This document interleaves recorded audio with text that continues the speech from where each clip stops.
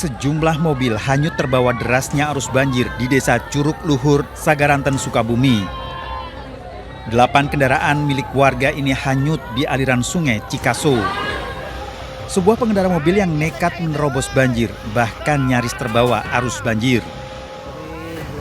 Besarnya arus banjir juga membuat jalan penghubung Sagaranten menuju Tegal Buleut lumpuh total. Tak hanya itu, banjir juga merendam Pasar Pelabuhan Ratu dekat Dermaga 1. Selain banjir juga membuat kawasan rumah sakit setempat juga terendam banjir. Cuaca ekstrim juga membuat jembatan Cisantri ambruk dan longsor hingga setengah badan jalan.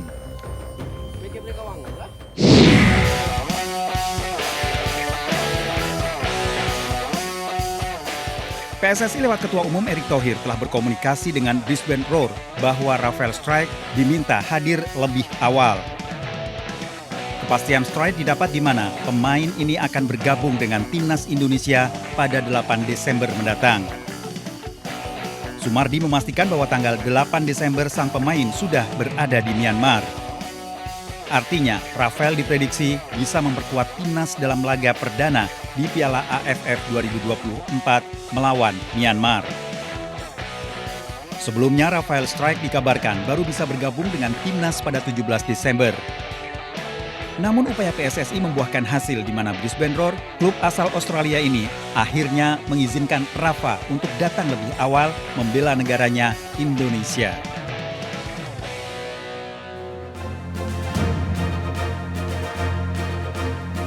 Ulah Gus Miftah menuai banyak protes dari warga karena mengolok-olok penjual es teh.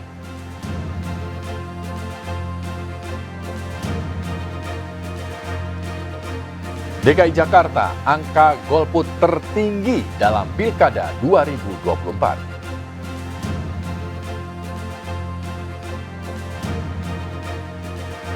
Bagaimana Shin Tae-yong menurunkan formasi dalam Piala AFF 2024?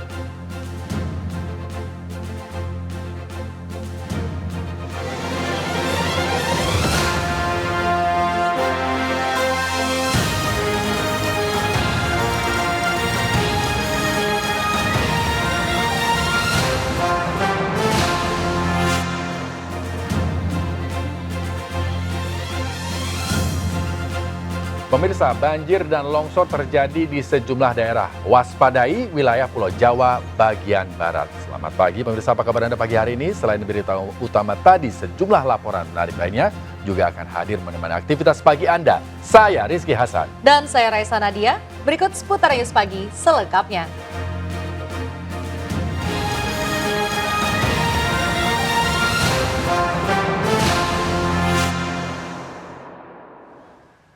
Pemirsa, video staf sus Presiden Bidang Kerukunan Beragama Miftah Maulana Habibur Rahman yang mengolok-olok pedagang es keliling di acara Magelang bersolawat menuai kritik masyarakat. Ya, Miftah dinilai tidak pantas mencerminkan perilaku merendahkan orang lain di hadapan publik. Terlebih, ia dikenal sebagai tokoh agama.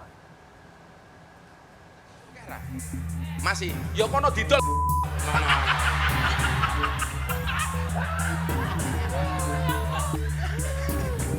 Dolen di sederhana sih tapi penting. Potongan video staf sus Presiden Miftah Maulana Habibur Rahman yang menghina pedagang minuman ini viral dan menuai kecaman publik.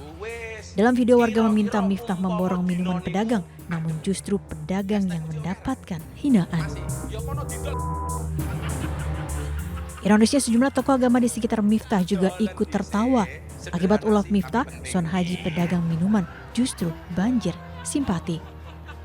Sementara Miftah Habibur Rahman mendapat kritikan keras dari masyarakat. Karena kita tahu yang namanya ilmu itu harus lebih bagus dari adab itu. Jadi percuma ilmunya tinggi tapi adabnya tidak ada, itu sangat disayangkan sekali. Kalau menurut saya pribadi, saya sangat kecewa ya. Dia tokoh agama, harusnya jadi panutan. Mengapa sampai terjadi gitu loh? Demi apa dia berkomentar seperti itu sama pedagang gitu loh, sedangkan dia kan mencari nafkah. Bukan kali ini saja Miftah Habibur Rahman menuai kecaman publik. Sebelumnya, sikapnya yang menoyor kepala istrinya di tengah publik juga pernah dikecam publik karena dinilai merendahkan wanita. Boleh Bolehkah berdagang saat tablik akbar? Boleh. Kalau tak boleh, mana boleh kakak jual es, ya kak? Boleh, mainkan kak terus. Sebagai pejabat publik dan pendakwa, seharusnya Miftah Habibur Rahman bisa menjadi panutan dengan sikap dan tutur katanya yang santun. Tim Liputan iNews laporkan. Pemirsa, Son Haji, pedagang minuman yang diledek penceramah agama Miftah Maulana, mengaku telah memaafkan Miftah. Son Haji tidak tahu ia menjadi sosok viral di media sosial gara-gara diolok-olok Miftah yang juga utusan Presiden bidang kerukunan beragama. Masih, yo kono di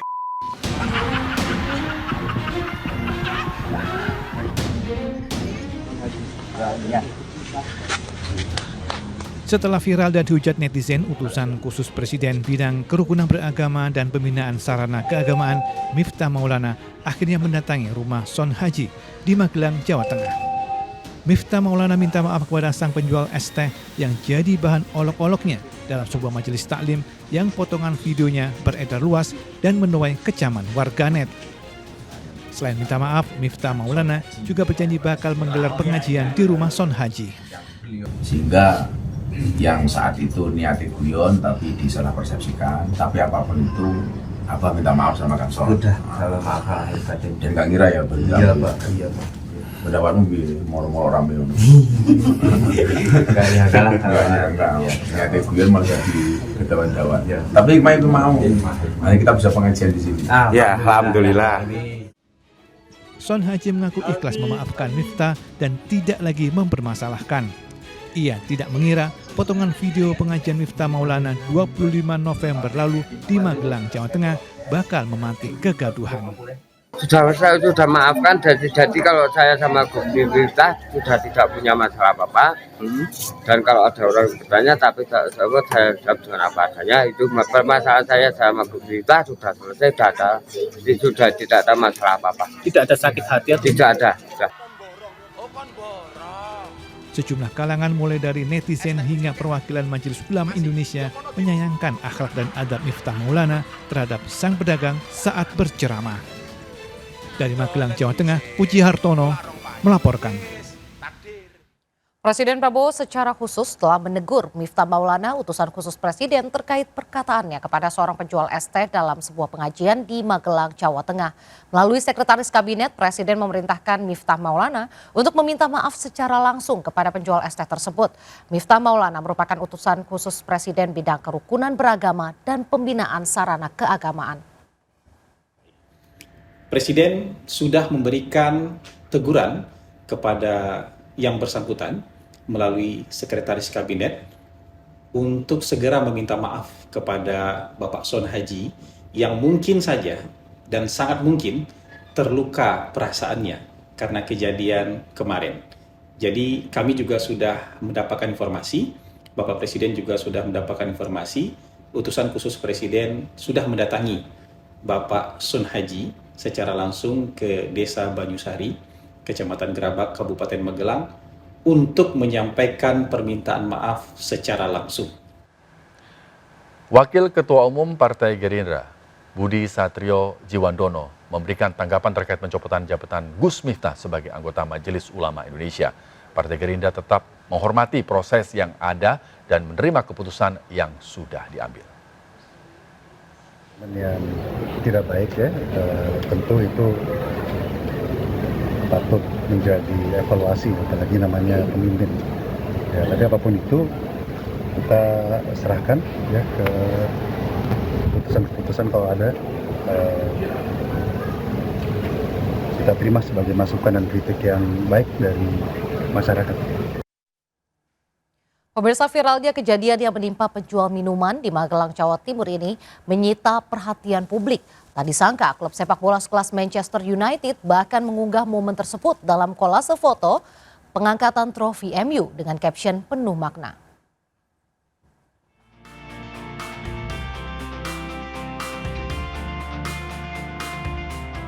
Klub raksasa Manchester United tak mau ketinggalan menanggapi viralnya kejadian yang menimpa seorang penjual minuman es teh di acara pengajian di Magelang, Jawa Tengah yang ramai di sosial media. Dalam postingan terbarunya, The Red Devils mengunggah kolase foto pengangkatan trofi MU dari tahun ke tahun dengan caption yang cukup mengejutkan. Ya, dengan bahasa Indonesia, MU menuliskan unggahan penuh makna. Klub elit asal Inggris ini menuliskan tentang pentingnya saling menghargai. Postingan Manchester United di akun resmi media sosialnya ini disambut ragam reaksi dari para netizen. Netizen yang sebagian besar berasal dari Indonesia menanggapinya dengan penuh dukungan. Ya, tak hanya 1 atau 2 kali, Manchester United banyak. Kita beralih ke informasi lainnya, pemirsa, sejumlah rumah mewah ludes terbakar di kawasan Bintaro, Tangerang Selatan, Banten. Diduga kebakaran akibat tabung gas meledak. Ya Allah, ya Rabb. Video amatir warga ini merekam kebakaran sebuah rumah di perumahan Bintaro, Tangerang Selatan, Banten. Besarnya kobaran api membuat rumah yang berada di sebelahnya juga ikut terbakar. Diduga kebakaran akibat kebocoran tabung gas hingga meledak dari salah satu rumah. Akibatnya seorang pemilik rumah yang panik karena berusaha memadamkan api mengalami luka bakar dan langsung dilarikan ke puskesmas terdekat. Tim pemadam kebakaran sempat kesulitan memadamkan api karena sempitnya akses masuk di perumahan. 7 unit pemadam diterjunkan untuk memadamkan api.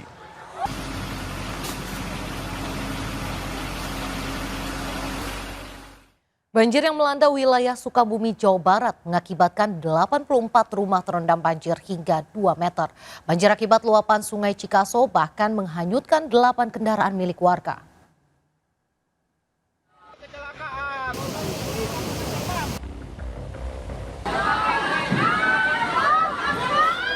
Video amatir ini merekam detik-detik sejumlah mobil hanyut terbawa derasnya arus banjir di Desa Curug Luhur, Sagaranten, Sukabumi, Jawa Barat. 8 kendaraan milik warga ini hanyut menuju aliran Sungai Cikaso. Hati-hati, kencang mobil ya, tarik. Hati-hati, Sebuah pengendara mobil yang nekat menerobos banjir bahkan nyaris terbawa arus banjir. tarik, caite, tengah waro. Cair segitu tarik, terjadi kecelakaan tuh, tengah waronya. Ayo buru, oi. Ada nulungan kumaha.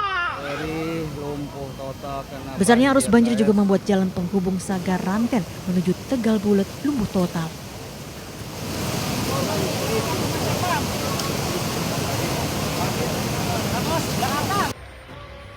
Tanya itu banjir juga merendam pasar Pelabuhan Ratu dekat Dermaga 1. Selain itu banjir juga membuat kawasan rumah sakit setempat terendam banjir. Selain banjir, cuaca ekstrem juga membuat jembatan Cisantri ambruk dan longsor hingga setengah badan jalan. Banjir di Sukabumi, Jawa Barat diduga menelan korban jiwa. Sedikitnya 1 orang hilang terbawa arus banjir. Sementara evakuasi warga yang terjebak banjir pun berlangsung dramatis.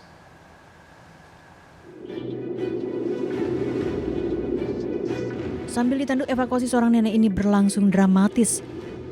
Dibantu 7 polisi dan relawan, nenek yang sedang sakit dievakuasi menerobos derasnya arus banjir di Kecamatan Pelabuhan Ratu, Kabupaten Sukabumi, Jawa Barat. Sambil menggendong bayinya, seorang ibu ini bahkan dievakuasi melewati derasnya arus banjir di jalur yang sempit. Banjir hingga ketinggian 3 meter di kawasan ini disebabkan luapan Sungai Cipalabuhan.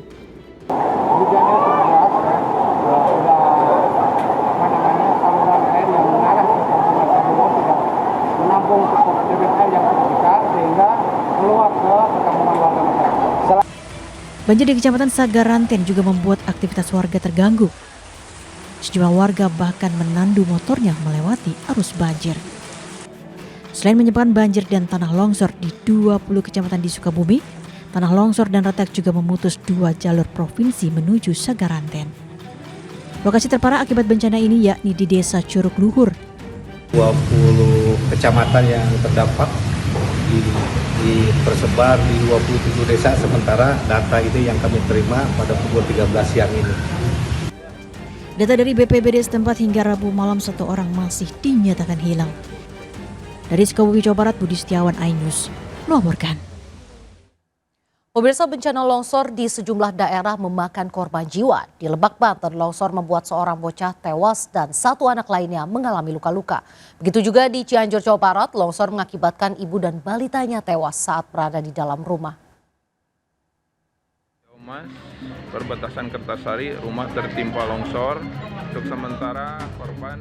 Video amatir ini merekam detik-detik seorang penghuni rumah dievakuasi dari timbunan tanah longsor di Cianjur, Jawa Barat. Akibat longsor setinggi 5 meter, 2 orang penghuni rumah yang terdiri dari ibu dan balitanya yang masih berusia 1 tahun meninggal dunia. Sang ibu meninggal dunia usai dibawa ke puskesmas, sementara ayahnya berhasil diselamatkan. Diduga longsor akibat hujan dengan intensitas tinggi sejak Senin malam. Longsor tersebut menimpa satu buah rumah dan di dalam rumah tersebut ada 3 orang yang tertimpa, 2 orang dinyatakan meninggal dunia dan 1 orang selamat. Longsor akibat intensitas hujan tinggi juga membuat tembok rumah milik salah satu warga di Kecamatan Cipanas, Kabupaten Lebak, Banten jebol. Akibatnya 1 orang anak tewas tertimpa reruntuhan bangunan. Sementara 1 anak lainnya terluka dan dirawat di rumah sakit. Warga diimbau selalu waspada, cuaca ekstrim diprediksi akan terus terjadi hingga awal tahun mendatang. Tim Liputan melaporkan. Hujan deras mengakibatkan banjir dan longsor di beberapa titik di kawasan selatan Cianjur, Jawa Barat. Longsor terjadi di sedikitnya 25 desa, merusak rumah dan menyeret kendaraan. Sementara luapan sungai Cisokan mengakibatkan banjir bandang di 2 kecamatan. Tanjakan Gunung Waru saat ini longsor. Jalan tertutup total, teman-teman. Sejumlah kendaraan menjadi korban bencana longsor di Cianjur, Jawa Barat. Truk terperosok dalam jalan yang ambles, minibus terguling, bahkan sebuah minibus terseret dan tertimbun material longsor. Mobil Avanza tertimbun ya. Minibus terseret material longsor saat melintas di jalur Jalan Batu Lawang, Cianjur. Pengemudi dan penumpang selamat. Titik longsor tersebar di 14 kecamatan dan 25 desa di kawasan selatan Kabupaten Cianjur, Jawa Barat. Hujan deras yang turun sejak Rabu dini hari juga mengakibatkan banjir. Sungai Cisokan meluap merendam 150 rumah di sejumlah desa di Kecamatan Agrabinta dan Kecamatan Leles. Warga langsung dievakuasi. Di Cianjur Selatan ada beberapa rumah yang rusak, infrastruktur jalan amblas, juga longsoran material tanah menimbun jalan. Petugas BPBD masih melakukan asesmen ke sejumlah lokasi. Inventarisir jalan dilakukan untuk mengetahui jalan alternatif yang masih dapat digunakan. Petugas mengimbau warga di wilayah rawan bencana untuk waspada karena curah hujan masih tinggi. Dari Cianjur, Jawa Barat, Muhammad Andi Isyan melaporkan. Kepala BMKG Dwi Korita Karnawati mengimbau penduduk wilayah barat Pulau Jawa untuk mewaspadai potensi banjir besar sebagaimana yang melanda Jakarta dan sekitarnya tahun 2020 lalu.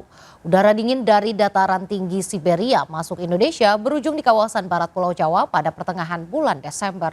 Udara dingin Siberia ditambah fenomena La Nina lemah mengakibatkan angin kencang, gelombang tinggi dan peningkatan curah hujan signifikan. Saya sampaikan itu adalah skenario terburuk. Doanya tidak seperti itu. Kami terus memonitor, semoga kan kami memonitor dari angka indeks ya. Bagaimana potensi adanya seruak udara dingin yang bertiup dari dataran tinggi Siberia. Nah, itu akan menyeruak lewat Laut Natuna.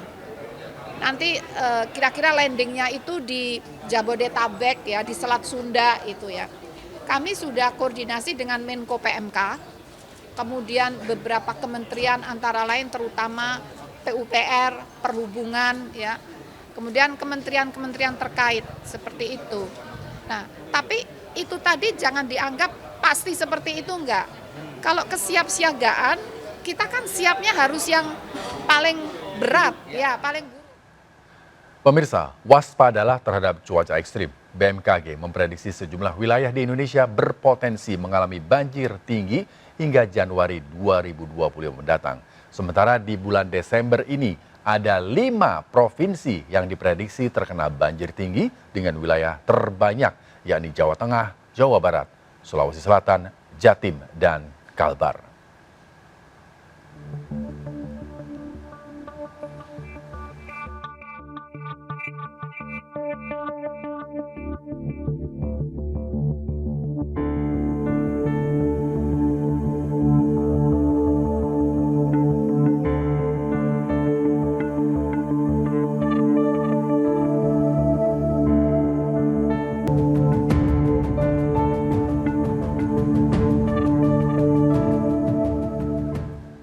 Bang Napi sesaat lagi akan hadir dengan berita-berita kriminal dalam Serkap. Tetaplah bersama kami, jangan kemana-mana, kami akan hadir sesaat lagi.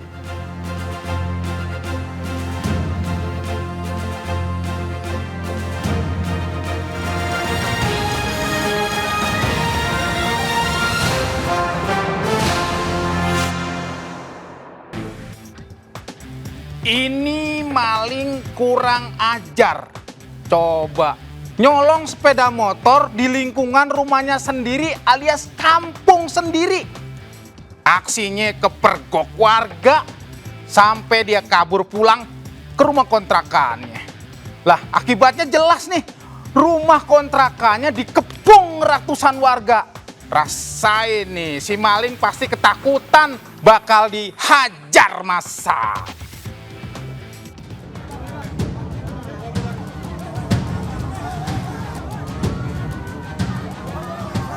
Saat polisi datang, warga sudah mengepung sebuah rumah kontrakan di Jalan Hidup Baru rel kereta api, Pademangan, Jakarta Utara.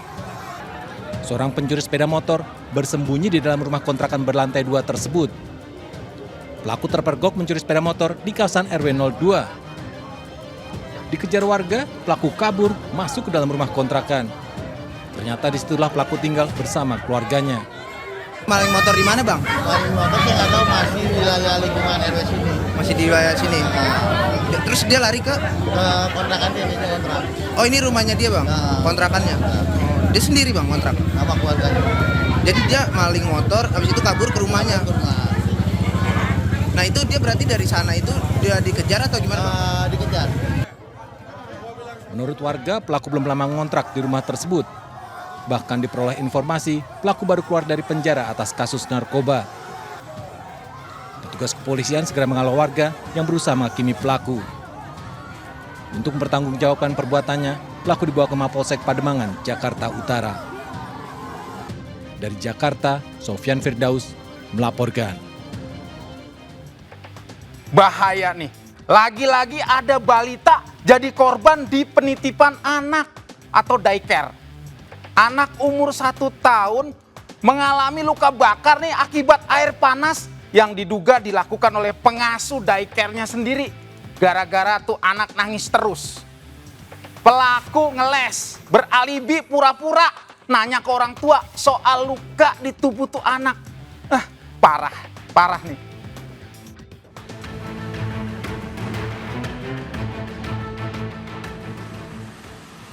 Kekerasan terhadap anak terjadi di sebuah penitipan anak atau daycare di kawasan Pengasinan, Bumi Sawangan Indah, Kota Depok.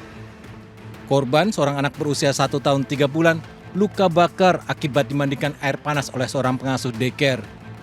Pengasuh daycare telah ditahan Polres Metro Depok. Ia mengaku kesal lantaran korban kerap menangis saat diasuhnya. Baru ini. Kenapa lagi kesel kah? Apa lagi ada masalah kah? Iya kesel karena anaknya nangis terus. Nggak ada alasan lain selain itu? Diapain sih, Bu? Cuma dimandiin pakai air panas. Pelaku baru bekerja selama 5 bulan di daycare tersebut. Dari penyelidikan polisi, diketahui daycare yang telah beroperasi selama 1 tahun ternyata tidak berizin. Aku bekerja di daycare. Daycare izin daycare sendiri. Tetapi ternyata setelah kita cek daycare-nya tidak ada izin. Jadi ini baru mengajukan izin usaha saja, tapi izin daycare-nya tidak disetujui oleh Dinas karena memang belum memenuhi proses. Untuk menutupi perbuatannya, pelaku justru bertanya kepada orang tua korban perihal luka di tubuh anaknya. Akibat perbuatan pelaku, korban luka bakar di bagian bahu, telinga, dan punggung. Pelaku dijerat Undang-Undang Perlindungan Anak dan pasal pidana dengan ancaman hukuman di atas 5 tahun penjara. Dari Depok, Jawa Barat, Yung Rizky melaporkan. Nah, kalau bersosial media sebaiknya selalu bijak juga saat berkendara ya. Masalahnya gara-gara nempelin plat mobil di 2 kendaraan dan melintas di jalan umum, mancing tangan iseng buat ngerekam. Ujung-ujungnya diunggah di sosmed. Viral deh. Berani berbuat harus berani bertanggung jawab.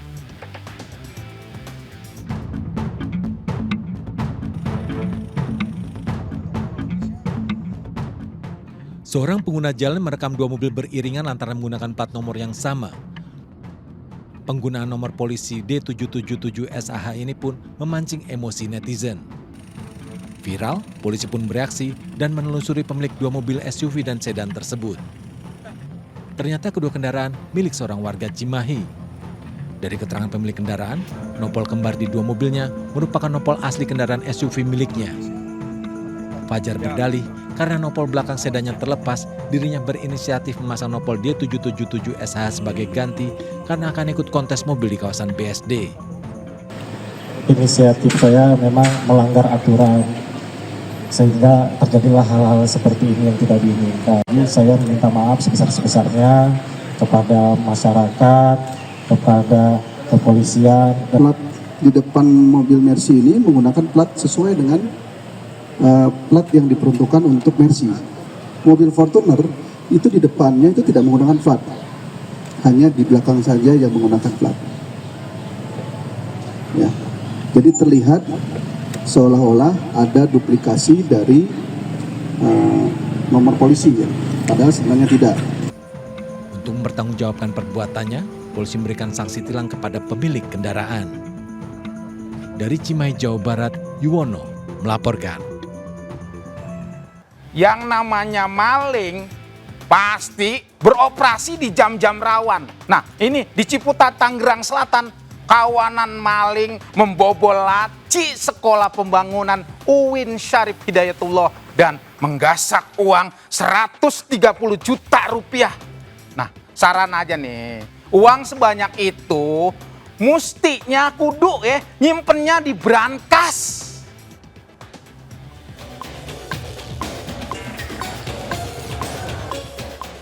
Kawanan maling menjongkel jendela sebuah ruang kelas madrasah pembangunan UIN Syarif Hidayatullah di Ciputat, Tangerang Selatan, Banten. Pelaku menyasar laci dan menggasak uang sebesar 130 juta rupiah. Pencurian terjadi sekitar pukul 4:30 pagi. Belum diketahui bagaimana maling bisa masuk ke lingkungan sekolah yang dibatasi pagar tinggi. Menurut polisi, uang yang dicuri merupakan dana iuran siswa dan kas sekolah. Jumlah pelaku kami masih mendalami. Akan ada CCTV juga yang dianalisa dan masih proses lidik terhadap pelaku. Polisi juga masih melakukan pengembangan penyelidikan terkait dugaan keterlibatan orang dalam. Dari Tangerang Selatan, Banten, Nunung Purnomo melaporkan. Waspada selalu saat Anda mengambil uang di bank, apalagi dalam jumlah banyak. Nah ini, komplotan pencuri modus pecah kaca kerap mengintai korban sejak transaksi di dalam bank. Salah satunya nih di Lampung. Habis menggasak 60 juta uang nasabah bank ini, mereka kabur ke Pulau Jawa naik kapal feri.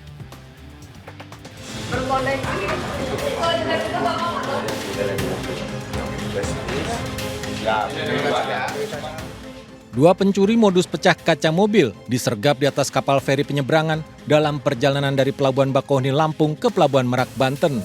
Keduanya, YS 41 tahun dan DS 30 tahun, diburu polisi setelah mencuri uang nasabah bank sebesar 60 juta rupiah dari parkiran sebuah hotel di Bandar Lampung. Mereka berusaha kabur ke Pulau Jawa setelah mendapatkan hasil cukup besar. Dalam pemeriksaan di Mapolresta Bandar Lampung, keduanya mengaku telah mengikuti korban sejak melakukan transaksi di bank. Kita lihat bapaknya keluar, uangnya ditinggalnya di mobil, Pak. Uangnya ditinggal di mobil. Iya. Eksekutornya siapa eksekutornya? Iya. Eksekutornya kamu, yang mecahkan kaca mobil kamu. Iya, Pak. Kamu tahu dari mana Bapak itu bawa duit? Kelihatan, Pak. Kelihatan? Iya, Pak. Pelaku bergerak cepat. Setelah korban parkir di hotel dan meninggalkan uang di dalam mobil, mereka kemudian berniat melarikan diri ke Pulau Jawa.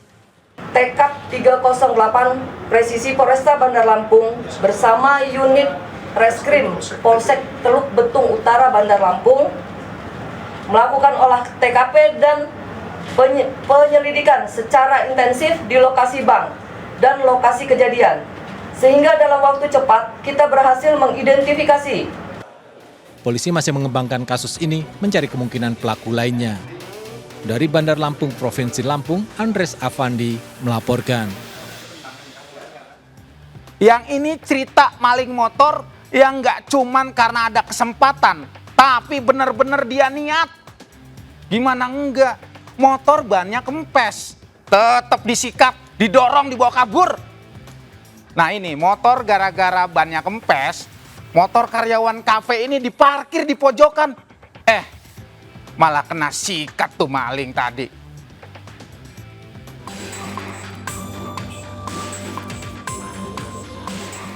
Maling motor beraksi di sebuah kafe di Jalan Menpor, Cimanggis, Depok. Entah sudah diincar atau sekedar kebetulan, si pencuri membawa kabur sepeda motor yang bannya kempes. Motor dibawa perlahan, namun karena ban kempes, pencuri terpaksa mendorongnya. Motor NMAX yang dicuri milik seorang karyawan kafe. Motor sengaja diparkir di pojokan karena ban kempes. Pelaku terlihat beberapa kali lewat di depan kafe, seolah memastikan situasi sepi. Benar sekali, banyak emang belum disiangin sama yang punya juga. Lihatnya pas balik itu mau sekalian disiangin baru balik. Kalau yang lain sih pada bilangnya sih emang udah di mapping aja sih orangnya. Soalnya pas saya nanya-nanya ada orang yang lihat dia udah mondar-mandir beberapa kali. Polisi sudah mendatangi lokasi kejadian. Beberapa orang telah dimintai keterangan dan rekaman CCTV diamankan sebagai barang bukti. Belakangan diketahui karena ban kempes, pemilik sepeda motor tidak mengunci stang motornya. Diduga pencuri melihat kesempatan saat melihat posisi stang tidak terkunci. Dari Depok, Jawa Barat, Yung Rizky melaporkan.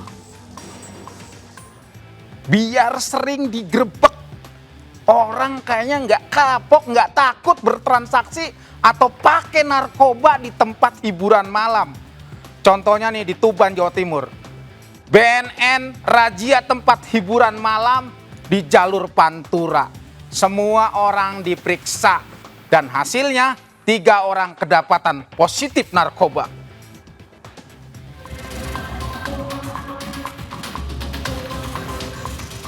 Petugas gabungan Badan Narkotika Nasional BNN Kabupaten Tuban bersama TNI Polri, Bea Cukai dan Satpol PP merazia 3 tempat hiburan malam di sepanjang jalur Pantura Kabupaten Tuban. Kedatangan petugas mengejutkan pengunjung. Satu demi satu ruangan diperiksa. Pengunjung dan karyawan diminta menjalani tes urin tanpa kecuali. Terdapat 3 orang pengunjung positif mengonsumsi narkoba. Namun ketiganya berdalih hasil positif karena tengah mengonsumsi obat tertentu. Ada 3 tempat ya yang kita laksanakan pemeriksaan. Kemudian kita melaksanakan 93 orang yang kita periksa. Dari 93 yang kita periksa ada 3 yang positif. Nah, yang positif ini dari hasil pengecekan maupun pengakuannya adalah dari obat. Ketiga pengunjung yang hasilnya tes positif dibawa kantor BNN Kabupaten Tuban.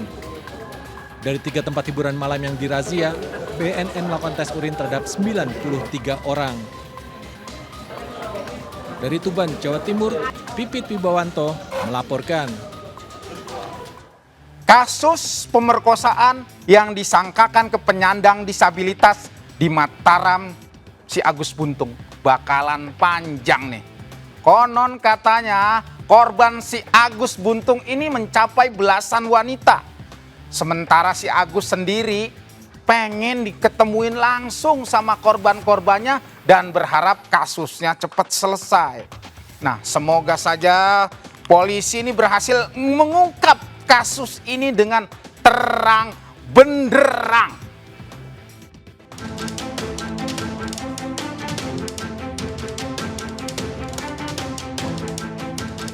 Sangkaan pelecehan seksual terhadap Agus Buntung terus bergulir. Sebelumnya, di Treskrim Umpolda NTB menerangkan korban pelecehan seksual tersangka Agus Buntung berjumlah 2 orang. Namun seorang pendamping salah satu korban menyatakan jika korban lebih dari 2. Hal tersebut berdasarkan komentar netizen di media sosial yang mengaku sebagai korban.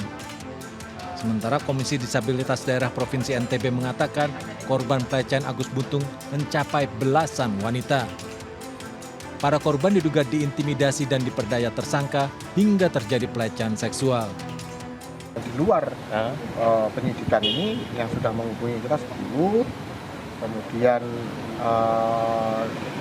informasi dari 10 itu sekarang sedang ada pemeriksaan 1 orang, siang nanti rencana juga 1 orang, sedangkan 1 orang lagi dia masih mau ketemu dengan kita dulu, baru apakah nanti memutuskan apakah dia akan masuk di dalam BAP atau tidak. Nah, sementara itu berharap kasus yang menjeratnya cepat selesai, Agus berkeinginan dipertemukan dengan orang yang mengaku sebagai korbannya. Kalau bisa ini secepatnya biar bisa setelah 20 hari ini biar bisa selesai gitu. Saya juga pengen ketemu sama yang nuduh saya ini, sama yang cowok-cowok itu juga kok udah tega kayak gini gitu. Itu maksudnya biar biasa-biasa aja, biar kita selesaikan secara baik-baik gitu. Saya tidak nuntut sudah, mau dia temennya yang cewek mau temennya cowok, saya tidak nuntut. Yang penting saya bisa kerja, bisa gamelan, bisa yang terutama kuliah. Agus berharap dirinya bisa beraktivitas kembali seperti biasa. Dari Mataram, Nusa Tenggara Barat, Hari Kasidi melaporkan. Pemirsa, kalau ada saudara yang punya gangguan kejiwaan, harus diawasi dengan ketat. Apalagi kalau ada nunjukin tanda-tanda membahayakan orang di sekitar, sebaiknya dibawa ke rumah sakit jiwa. Nah ini, seorang lansia tewas dianiaya anak laki-lakinya yang mengidap gangguan jiwa. Katanya si pelaku ngamuk karena kagak dikasih rokok.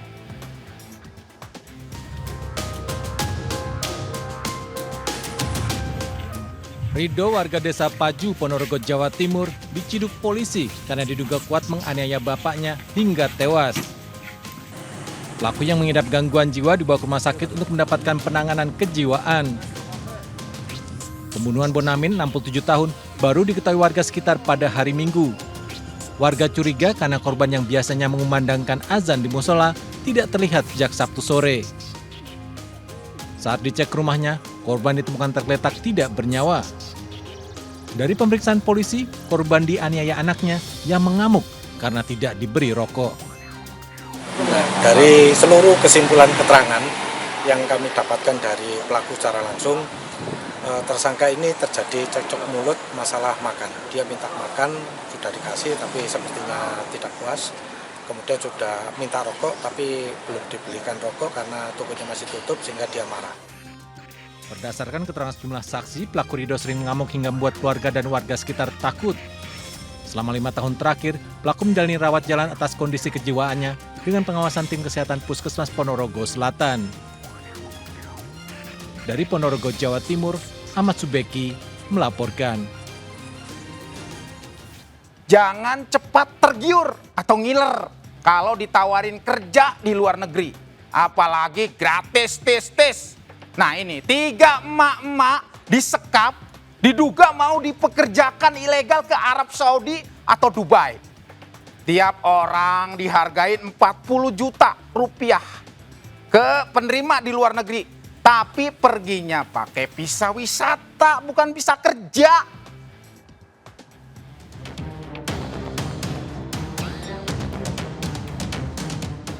Satreskrim Polres Sampang menggerebek sebuah rumah diduga tempat penyekapan tenaga kerja ilegal atau tindak pidana perdagangan orang TPPO. Di dalam rumah petugas menemukan 3 emak-emak tengah disembunyikan. Ketiga korban, S39 tahun, D32 tahun, dan P38 tahun merupakan warga Lombok Barat NTB, korban perdagangan orang dengan modus dipekerjakan ke luar negeri secara gratis. Dari penggerebekan ini, polisi mengamankan seorang pelaku berinisial F.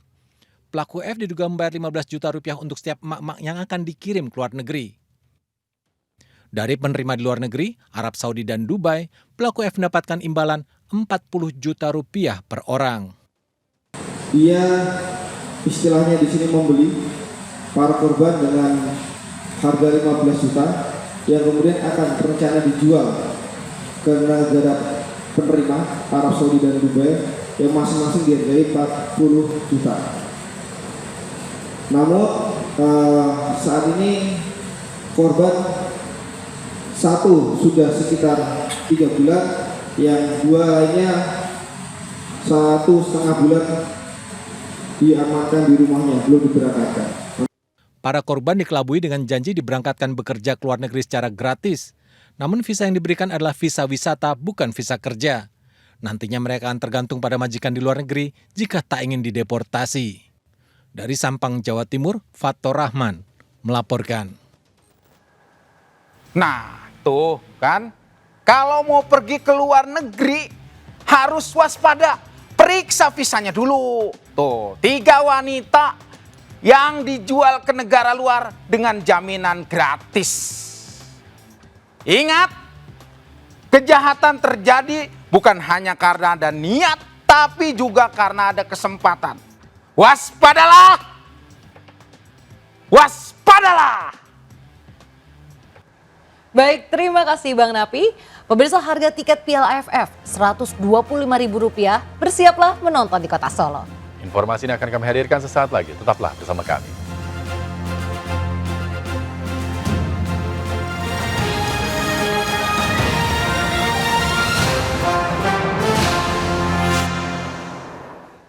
Terima kasih masih bersama kami. Pemirsa, kebakaran terjadi di Pakuwon Mall Jogja, Sleman, Yogyakarta. Para pengunjung terlihat panik keluar dari pusat perbelanjaan tersebut.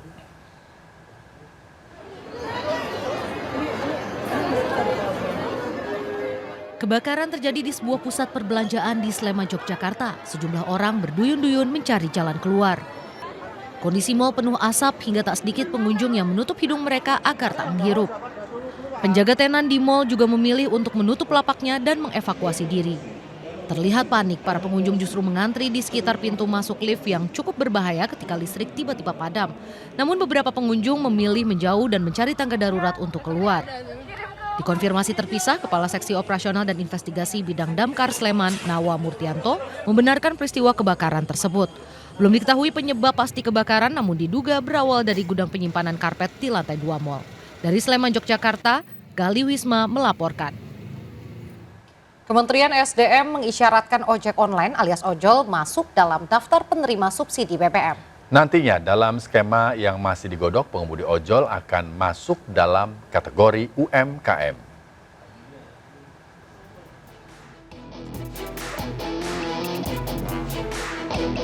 Menanggapi polemik terkait masuk tidaknya ojol sebagai penerima subsidi BBM, Menteri ESDM Bahlil Lahadalia menegaskan skema baru subsidi BBM sudah dalam tahap finalisasi termasuk soal kategori penerima subsidi. Salah satu yang dipertimbangkan adalah masuknya pengemudi ojol dalam kategori UMKM yang berhak menerima subsidi. Meski demikian, pemerintah masih terus mengkaji mekanisme yang tepat guna membedakan kendaraan plat hitam yang digunakan sebagai ojol dan yang bukan. Hal ini guna mencegah subsidi salah sasaran. Nah, bagi ojol yang sekarang lagi terjadi dinamika, itu kan kita lagi mengeksersis agar bagaimana cara membedakan mana plat hitam yang usaha ojol dan mana yang bukan. Nah, tetapi yang untuk ojol tetap karena mereka ini UMKM gitu loh. Cuman kemarin disalah ditafsirkan aja. Jadi kita masih eksersis, oke? Penerapan skema bantuan atau subsidi masih menunggu pendataan penerima yang akan dilaporkan terlebih dahulu kepada Presiden. Dari Jakarta, Stephen Patinama, Eri Nugraha, iNews melaporkan. Pemirsa, KPK telah resmi menetapkan 3 orang tersangka usai menggelar OTT terkait dugaan korupsi pengelolaan anggaran di lingkungan pemerintah Kota Pekanbaru Riau. Salah satu pejabat yang diamankan adalah PJ Wali Kota Pekanbaru, Risnandar Mahiwa atau RM, serta KPK menyita uang 6,28 miliar rupiah.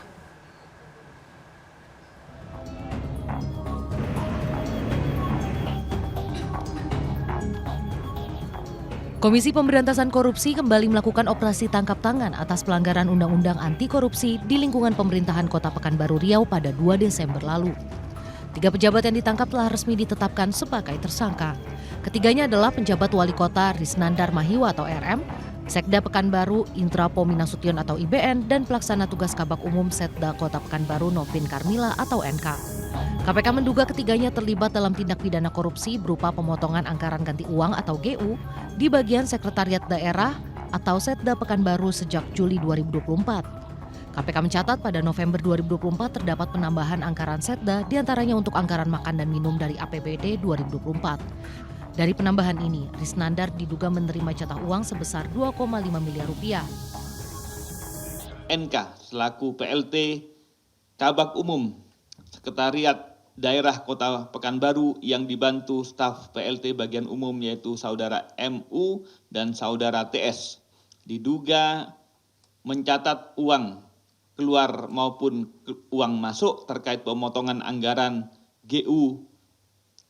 Saudara NK juga berperan melakukan penyetoran uang kepada Saudara RM dan Saudara IPN melalui ajudan PJ Wali Kota Pekanbaru.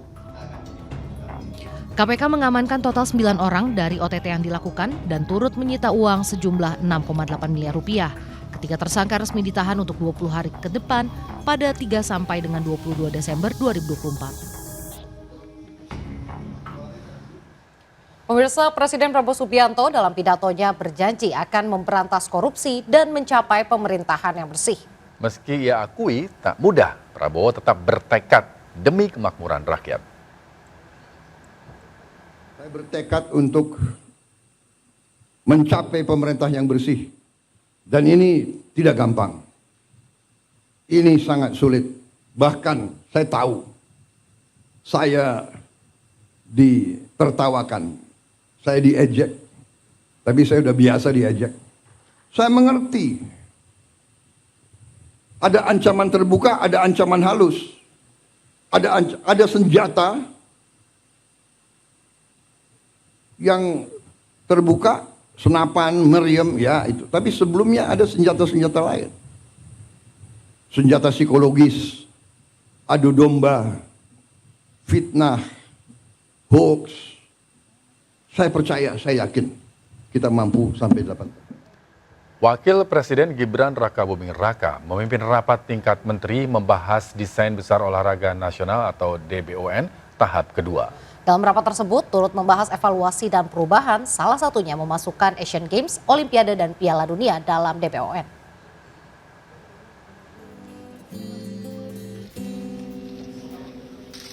Wakil Presiden Gibran Rakabuming Raka memimpin rapat tingkat menteri di kantor Kemenpora membahas desain besar olahraga nasional atau DBON tahap 2, perihal pembinaan hingga industri sekaligus memantapkan komitmen. Menpora Dito Aryo Tejo menjelaskan terdapat evaluasi dan perubahan seperti memprioritaskan Asian Games, Olimpiade dan sepak bola di Piala Dunia dalam DBON yang diminta oleh Presiden Prabowo Subianto. Dito juga menyebut Presiden turut memprioritaskan adanya insentif bagi klub olahraga sampai sertifikasi produk lokal yang nantinya bisa disesuaikan dengan federasi internasional. Dari Pak Mas Wapres mendorong industri olahraga selain dari manufakturnya dan juga pariwisatanya, dan bagaimana dalam program prioritas Bapak Prabowo menginginkan adanya insentif bagi klub-klub berolahraga sampai sertifikasi produk lokal yang nantinya bisa kita dampingi diplomasinya bisa sampai memiliki sertifikat yang sesuai dengan International Federation-nya. Jadi produk-produk manufaktur Indonesia juga bisa dipakai di kejuaraan-kejuaraan dunia. Sebelumnya, desain besar olahraga nasional telah disahkan melalui Peraturan Presiden Nomor 86 Tahun 2021 yang berfokus terhadap 17 cabang olahraga dengan 14 cabur difokuskan ke pertandingan Olimpiade dan 13 cabur dipertimbangkan ke arah industri. Dari Jakarta, Rian Rahman, Tri Julianti melaporkan. Partai Demokrasi Indonesia Perjuangan menyatakan mengakhiri keanggotaan mantan Presiden Republik Indonesia ke-7 Joko Widodo dan keluarganya. Jokowi dan keluarga dianggap sudah tidak satu visi dan satu jalan dengan PDI Perjuangan.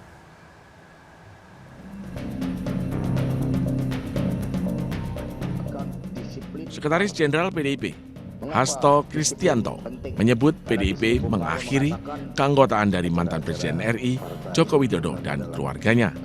Karena visi dari mantan Presiden RI ke-7 sudah tidak sejalan dengan PDIP. Selain itu, ada 27 nama yang akan dibahas untuk mendapatkan sanksi pemecatan oleh PDIP dalam Kongres 2025. Terima kasih, saya tegaskan kembali Bapak Jokowi dan keluarga sudah tidak lagi menjadi bagian dari PDI Perjuangan karena cita-cita partai yang diperjuangkan sejak pada masa Bung Karno, sejak PNI ketika kita membangun Republik ini sudah tidak lagi sejalan di dalam kebijakan dan praktek-praktek politiknya. Sekjen PDIP juga mengatakan putra dan menantu Jokowi, Gibran Raka Buming Raka dan Bobi Nasution sudah tidak lagi menjadi anggota PDIP ketika dicalonkan oleh partai lain. Saat Pilpres 2024, Gibran maju sebagai calon wakil presiden dan Bobi Nasution maju sebagai calon gubernur Sumatera Utara. Pencalonannya dianggap PDIP mencederai konstitusi dan demokrasi. Dari Jakarta, Hamzah Hasibuan, Dede Rudi, Rama Romadona melaporkan. Pemirsa, 7 provinsi tercatat memiliki angka golput tinggi saat pemilihan kepala daerah akhir November lalu. Data dari LSI DNIJA mencatat golput tertinggi di Pilkada Jakarta mencapai 46,91%. Lalu apa penyebab angka golput tinggi? Berikut informasinya untuk Anda.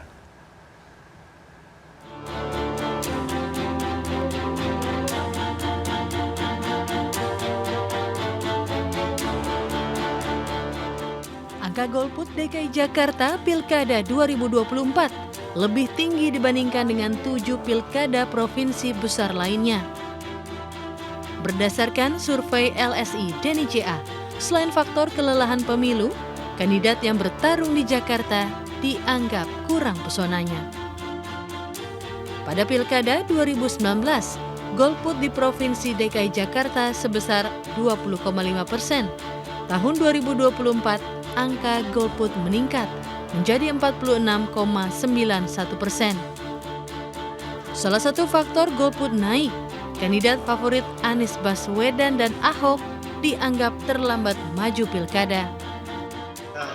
Faktor kelelahan pemilu ya, orang habis selesai pemilu presiden, pemilu legislatif ya, kemudian dalam waktu mungkin hanya 7 bulan masuk lagi dalam proses pilkada ya, sehingga banyak pemilih yang tidak melihat bahwa pilkada ini kemudian memberikan dampak langsung ke mereka. Masyarakat semakin tidak yakin seberapa besar kepala daerah bisa mengubah hidup mereka. Rakyat lebih yakin keputusan penting yang berdampak dalam hidup mereka lebih ditentukan oleh pemerintah pusat. Karena banyak sekali program pemerintah pusat yang populer dan menyentuh masyarakat bawah. Dari Jakarta, Tim Liputan melaporkan. Polres Metro Jakarta Selatan membantah tekanan belajar dari orang tua melatar belakangi pembunuhan ayah dan nenek oleh remaja berusia 14 tahun di Lebak Bulus, Jakarta Selatan. Penyidik belum menyimpulkan motif di balik pembunuhan sadis ini.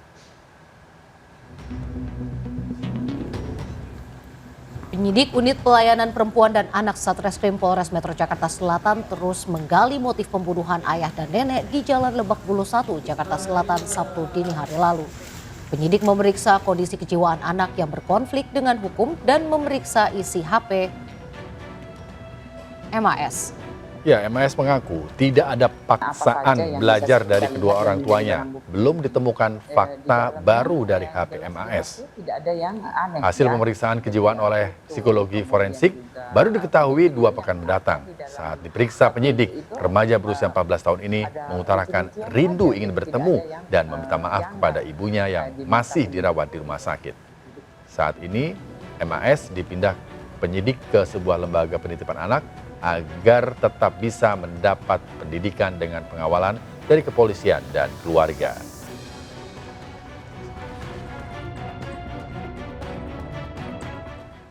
Pemirsa, meski sudah dicabut, namun dampak penetapan status darurat militer Korea Selatan berujung pada mundurnya sejumlah pejabat senior pemerintahan. Sementara meski status darurat militer telah dicabut, KBRI di Seoul meminta WNI tetap untuk waspada.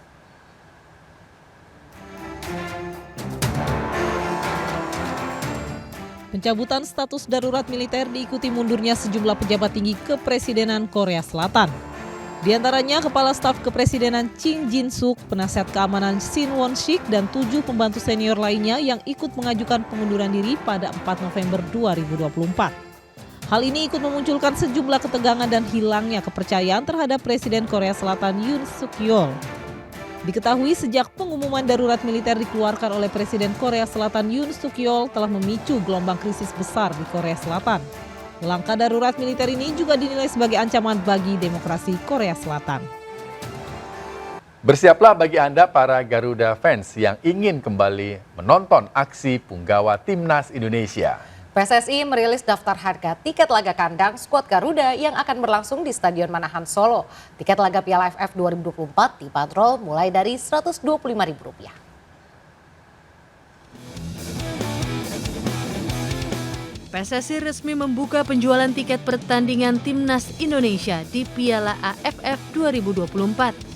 Garuda fans kini sudah bisa membeli tiket skuad Garuda untuk 2 laga yang akan dilakoni Marcelino Ferdinand dan kawan-kawan di Stadion Manahan Solo, Jawa Tengah.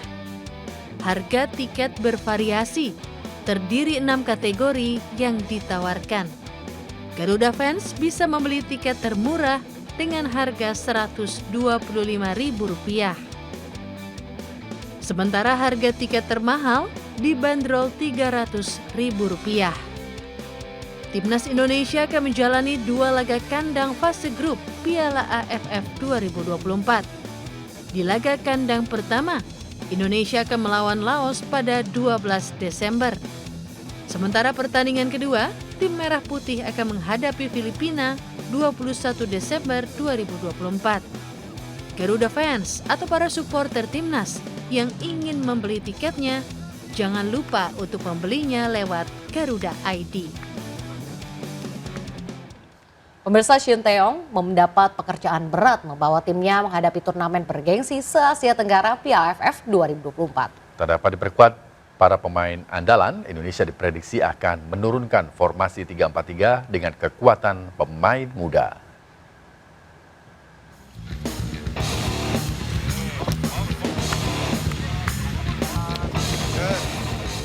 Empat hari lagi, Piala AFF 2024 akan dimulai. Indonesia masih berkutat dengan pemilihan pemain yang harus dibawa ke turnamen bergengsi se-Asia Tenggara ini. Kendala pelepasan pemain dari klub mereka bernaung membuat sang pelatih Shin Tae-yong harus memutar otak. Seperti apa racikan STY akan menentukan hasilnya nanti di lapangan. Pemain abroad senior Justin Hapner dan Ivar Jenner tidak dapat hadir karena kendala restu dari klub.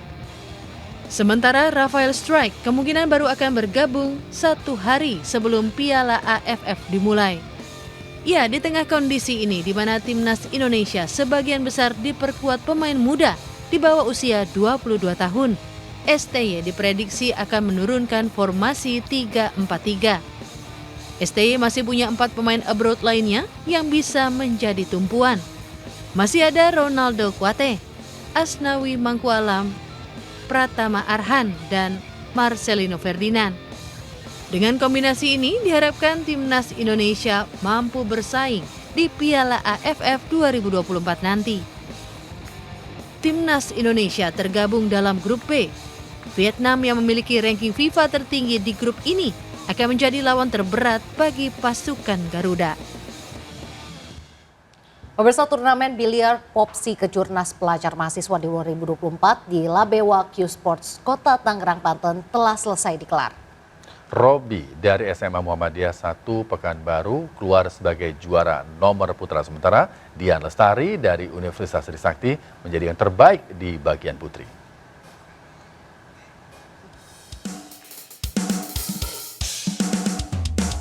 Untuk kedua kalinya, PB Popsi kembali menyelenggarakan Kejurnas Popsi Pelajar Mahasiswa 2024 di Labewa Q Sports, Tangerang, Banten. Sebanyak 65 peserta dari nomor putra dan 9 peserta di nomor putri unjuk gigi memperebutkan gelar juara. Dalam ajang bergengsi ini, Robi dari SMA Muhammadiyah 1 Pekanbaru menduduki tahta tertinggi di kategori putra. Sedangkan Dian Lestari dari Universitas Trisakti juga berhasil menjuarai kompetisi di nomor putri. Di partai final Kejurnas Popsi Pelajar Mahasiswa 2024, Robi yang juga berhadapan dengan Evan Yezekiel dari Universitas Terbuka Distrik 9 harus melalui pertandingan sengit. Namun, siswa asal SMA Muhammadiyah 1 Pekanbaru ini akhirnya berhasil keluar sebagai juara di nomor putra. Sementara dalam pertandingan final lainnya, Dian Lestari bertemu dengan Genis Shiva dari SMA Yadika 2. Pebiliar wanita dari Universitas Trisakti ini berhasil menundukkan perlawanan Genis dan menjuarai kategori putri. Ini first time aku sih ikut Kejurnas. Terus motivasi aku pengen berprestasi aja di biliar. Terus berprestasi sih bukan cuma di kejurnas ini aja, tapi sampai seterusnya. Kalau ada kompetisi lagi, aku pengen bisa juara lagi. Turnamen ini menjadi ajang penting bagi para generasi dan atlet muda yang ingin menunjukkan bakat di cabang olahraga biliar, sekaligus membuka kesempatan bagi mereka yang bercita-cita meraih prestasi baik di tingkat nasional maupun internasional. Dari Tangerang, Banten, Sukron iNews melaporkan. Jelang Piala AFF 2024, kabar baik menghampiri timnas Indonesia. Rafael Struyck dikabarkan akan datang lebih cepat dari yang dijadwalkan sebelumnya.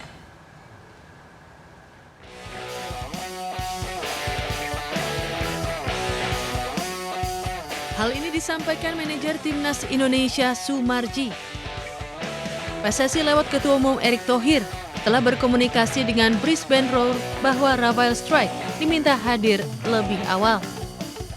Rabu siang kepastian Rafa didapat, di mana pemain ini akan bergabung dengan timnas Indonesia pada 8 Desember mendatang.